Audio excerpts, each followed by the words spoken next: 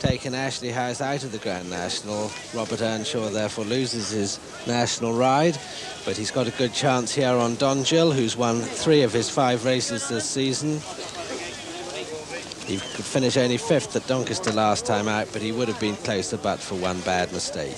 He must have a left-hand course. His only other defeat this season was at Ludlow, when he finished 3rd after running very wide on one of the turns. He's 9-1 from 8-1, but they're coming up into line, so let's join Peter O'Sullivan. Thank you, John. Yes, they're running, coming to the first of the 18 fences. Tabasco Time from Another Duke, and Parklands and Scott Lane and Carl's Wager. Another Duke from Tabasco Time there, Parklands. They're all safely over the first. All 13 coming down to the second, with Tabasco Time and Another Duke disputing it just ahead of Parklands. Scott Lane, Carl's Wager, Fauloon just in behind him. And then Artie Marvel, another captain, jumped it last. So this is the only Grand National obstacle in the race, in this Holiday Inn International Chase, the water, and as they come to it, still disputing it are Another Duke and Tabasco Time from Parklands, then Pirate's Son on the far side with Fauloon right up there, and then Artie Marvel, then Scott Lane and Carl's Wager. Behind them comes Skegby, and behind Skegby is Don Jill, Canny Danny, Connor Valley, and finally Another Captain. Tabasco Time and Another Duke disputing it from on the outside. Artie Marvel. On the inside of Artie Marvel is Fauloon. Then comes Parklands and Pirate's Son and Scott Lane and Carl's Wager. Then Skegby, Connor Valley, Canny Danny, Don Jill, and finally Another Captain over this one. Tabasco Time with Artie Marvel jumping right up there to take a marginal advantage at the moment. The striped colours, Artie Marvel. Artie Marvel from Tabasco Time, Another Duke, and Parklands right up with him, and then Fauloon. And on the inside is Pirate's Son. Scott Lane towards the outer. Behind Scott Lane is Skegby. Then Canny Danny, Connor Valley, Carl's Wager, Don Jill, and Another Captain. Over this one, Artie Marvel and Tabasco Time, little between the two. They're all safely over that bump. Another Captain. That was a ditch, just a little bit behind the remaining dozen at the moment. They swing left-handed. Another Duke and Artie Marvel. From Tabasco Time, on the inside of Parklands, then comes Fauloon. Skegby is next, followed by Scott Lane and Pirate's Son, then Carl's Wager and Don Jill making a little bit of ground. Connor Valley, Canny Danny, and Another Captain somewhere behind them as they come down to another plain one. Another Duke and Artie Marvel as they come to the next. And this is a ditch, number 8. Artie Marvel lands in the lead from Another Duke and Pirate's Son and Parklands and Scott Lane. Tabasco Time just in behind them with Fauloon and Skegby. Artie Marvel from Another Duke and Fauloon and Pirate's Son and Tabasco Time at Parklands and Carl's Wager and Scott Lane.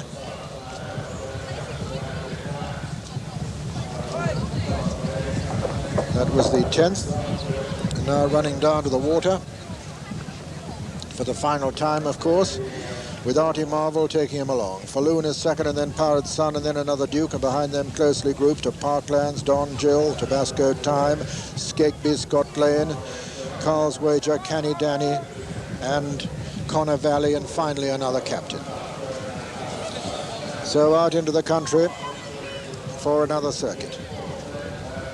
And Artie Marvel in the lead, with Charlie Mann, who rides Williamson in the big one tomorrow, deputising here for David Dutton, and in the lead from Pirate's Son on the inside. Fauloon is next, then Another Duke. Behind Another Duke is Parklands, then Tabasco Time, Don Jill, Scott Lane, Carl's Wager, Connor Valley. Behind Connor Valley is Skegby, and then Canny Danny. The 12th, Artie Marvel from Pirate's Son, Parklands. Another Duke very nearly went there, made a bad mistake but got away with it. Racing towards another plain one before the final ditch on the far side. Artie Marvel from Parklands, Pirate Sun, Fauloon, Tabasco Time, Don Gill, another Duke, Scott Lane. Then Connor Valley, Canny Danny, mistake there by Carl's Wager in rear. And this is a ditch now, number 14. Artie Marvel landed well clear there of Pirate Sun, Parklands, Fauloon making ground now under pressure, Don Gill making progress, Canny Danny making ground too, Tabasco losing ground, Connor Valley trying to get on terms with him, Scott Lane is next, and then another Duke.